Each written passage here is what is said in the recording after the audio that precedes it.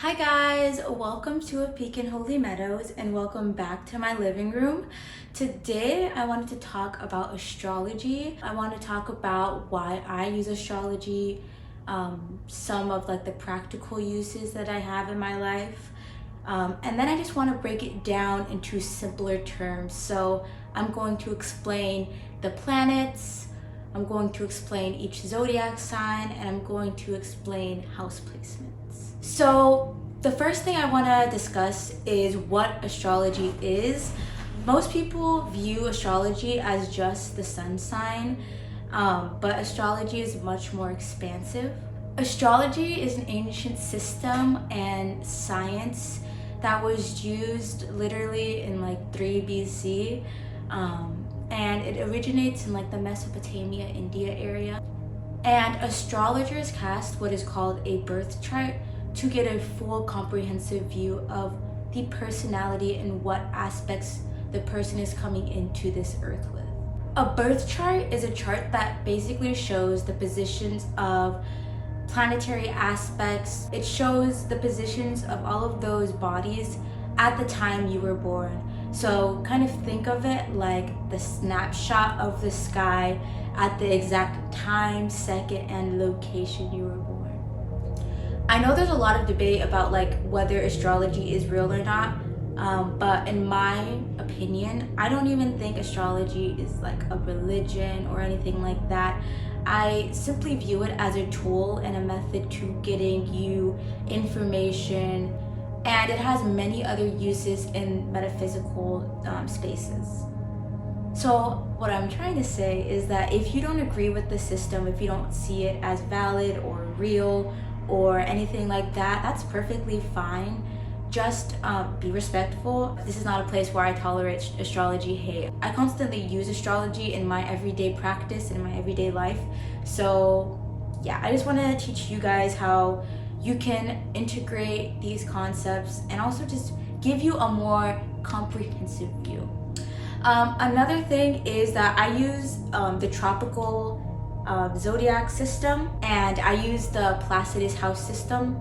So yeah, there's many other systems of astrology. There's Vedic, there's whole systems or whole house. There's lots of different types of interpretations. So the interpretations that I'm specifically giving are kind of based on tropical astrology. The first thing that I want to start with is getting into astrological signs. So there are 12 astrological signs in total, and each sign is assigned to multiple categories which often overlap with different signs or share similar characteristics. So the first distinction of the astrological signs are the elements that it inhabits. The elements describe the nature of the sign. So there are 4 elements: earth, water, fire, and air. Earth signs tend to be more grounded, practical, and stable overall. Water signs tend to be more emotional, more intuitive, more easygoing, and sensitive. Fire signs typically are more active, more physically oriented, and can sometimes be aggressive. And air signs are usually mindful, busy bees. They think a lot, and the main focus for this element is communication. Then there are dualities, which is masculine and feminine. A masculine sign is more direct and energetic, while a feminine sign is more receptive and magnetic. Next we have qualities, and qualities describes how these signs interact with the outside world. There's 3 qualities. There's cardinal, mutable, and fixed. Cardinal signs typically initiate things, and they're known as being outgoing. They usually take on a leadership role. Fixed signs are more stubborn. They like stability, they do not like change, and they usually finish things. Mutable signs are flexible, adaptive, and can be versatile in multiple environments. So the big thing to remember is that each sign has a combination of elements, dualities, and qualities that make it unique. So each sign specifically has many associations. It has Each sign has its own flower, its own day, it gets very, very specific basically. And I'm just going to try to break it down to give you just some key words that give you the overall general idea of each sign. I'm going to start with Aries because that's what starts the astrological chart. So an Aries is a masculine sign. It's the element of fire and it's a cardinal sign. Aries tend to be active, open to change, and assertive. The second is Taurus, and that is a fixed earth sign that is feminine. Tauruses can be known as patient, affectionate, stubborn, and stable. The next is Gemini, and Gemini is a masculine air sign that is mutable. Geminis are typically lively, interactive, communicative, and creative. Next is Cancer, which is a feminine water cardinal sign. Cancers tend to be emotional, imaginative, and nurturing. Next is Leo, which is a masculine fire fixed sign. And Leos tend to be enthusiastic, dogmatic, creative, and expressive. Next is Virgo, and Virgos are feminine earth mutable signs. Virgos tend to be practical, introspective, analytical, and neat. Libra is a masculine air sign, and it's also a cardinal sign. Libras tend to be social, harmonious, diplomatic, and very into the aesthetics. Scorpio is a feminine fixed water sign. Scorpios tend to be passionate, intense, and persistent. Sagittarius is a masculine fire sign that is mutable. And Sagittariuses tend to be ambitious, adventurous, and very generous. Capricorns are feminine earth signs that are cardinal. Capricorns tend to be prudent, opportunistic, and cunning. Aquarius is a masculine air sign that is fixed. Aquarians tend to be assertive, original, and opinionated. And then finally we have Pisces, which is a feminine water sign that is mutable. And Pisces are usually receptive, changeable, and intuitive. So the next thing I want to get into are the planets that are used in the astrological system. Each planet has different rates, different speeds, different paths, different orbits, and these differences allow for different types of charts. This allows for placement combos to be very diverse, and usually two people do not have the same birth chart at the same time. Planets have specific influences and they govern different aspects of life. The placement of different signs in each planet allows for a different expression of the planet's overall energy. So the sun is not a planet, but it's one of the major placements in astrology. The sun sign can be the general picture of our identity and our personality. The sun rules over Leo, and it's one of the most powerful placements in the zodiac. The sun's energy can be considered as vital, authoritative, and it's most apparent on the outside, meaning it's what we can clearly see. The next important placement we have is the ascendant, which is not necessarily a planet, but it is a vital placement in astrology. The ascendant reflects our outward demeanor, and it represents our distinct style of communication and the impressions we give off. Next aspect, which is not necessarily a planet, it's the moon. The moon can be seen as the part of the self that you see. So the sun is how other people view you, and the moon is your own view of yourself. The moon rules over emotions, instincts, repression, subconscious thoughts, sensuality, and the inner psyche. The moon rules over Cancer. Next is Mercury, which is the planet of intelligence and communication. Mercury can represent intelligence, reason, logic, communication, mental abilities, writing, short travel, and it rules over Gemini and Virgo. The next planet is Venus, which is considered the planet of love, beauty, and aesthetics. Venus rules over love affairs, sensuality, pleasure, harmony, high emotions, art, joy and just contentment overall. And Venus rules over Taurus and Libra. Mars is the planet of physical energy, aggression, how you assert yourself, and your sex drive.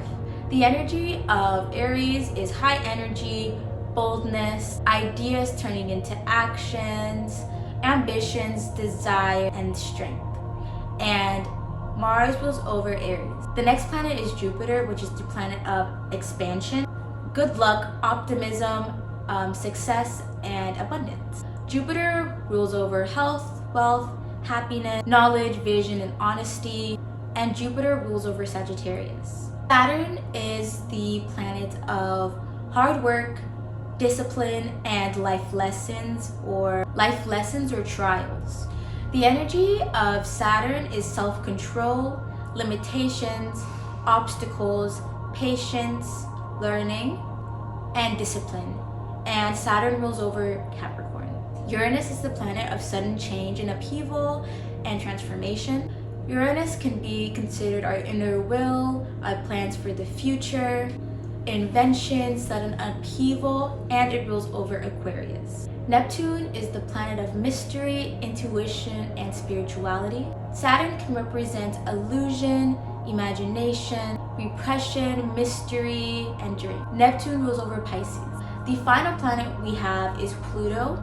Pluto is the planet of death, transformation, rebirth, destruction, release, and elimination. It rules over Scorpio, and the aspects include change, letting go, and life lessons. Okay, so we went over the signs and the planets, and now I want to talk about houses. So a lot of people aren't familiar with house placements because they're not as, talked about when we talk about horoscopes and astrology. So we have 12 house placements, which represents divisions of life, and both planets and signs occupy houses. So the first house is called the house of self.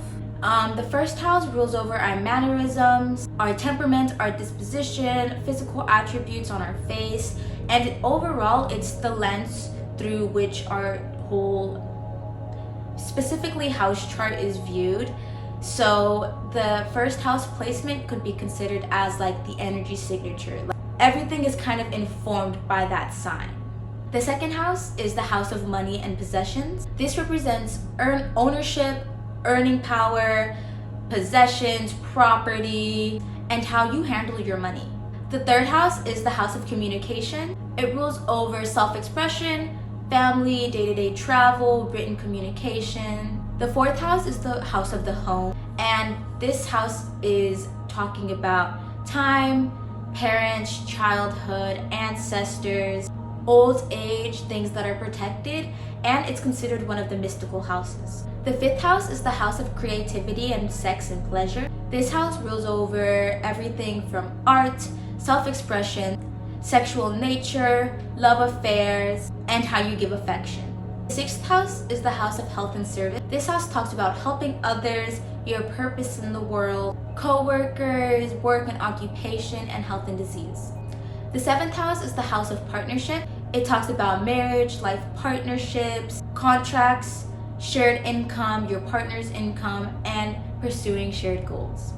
The eighth house is the house of death and regeneration. This house talks about sex, birth, death, inheritance, spiritual transformation and awakening, psychic powers, the occult, and this is another mystical house. The ninth house is the house of mental exploration. This has to do with higher education, our life philosophies, world travel, and how we express our intellect. The 10th house is the house of career, fame, and reputation. This talks about our professions, our status, our class, our ambition, and our talent. The 11th house is the house of social groups. This talks about our social circles, groups that we join, attainment of long-term goals, long-term planning, your vision for your life, and overall how you enjoy others' company. And finally, we have the 12th house, which is the house of secrets and the occult. This house can represent karma, secret enemies, sorrow, limitations, accidents, and what we think the meaning of life is. So We talked about the signs, the planets, and the houses, and now I want to tell you how I use astrology in my everyday life. So the first thing I'm going to recommend you to do is to get your birth chart. You can go online, just type in birth chart, and you're going to need three things. You're going to need your birth location, your birth time, and your birth date. That will give you your full picture of your astrology chart. Another thing that I want to mention is the way that I use astrology is not the way that everyone wants to use astrology or is the way that everyone utilizes it. So I'm just going to give you some ways that I use it in my everyday life. So when I first read my birth chart, I read it in full depth. I read every little description that the website gave me just so I could have a clear understanding of my strengths and weaknesses, where I will find luck, where I won't find luck, detriments, and things like that. And it really helped me understand myself. It filled in missing pieces of myself that I didn't really quite understand. It showed me a lot about my potential, things that could happen in the future, things that I'm inclined to like, things that I'm not inclined to like, and just everything like that. It's a great roadmap to understanding yourself. Another way I use astrology is compatibility reasons.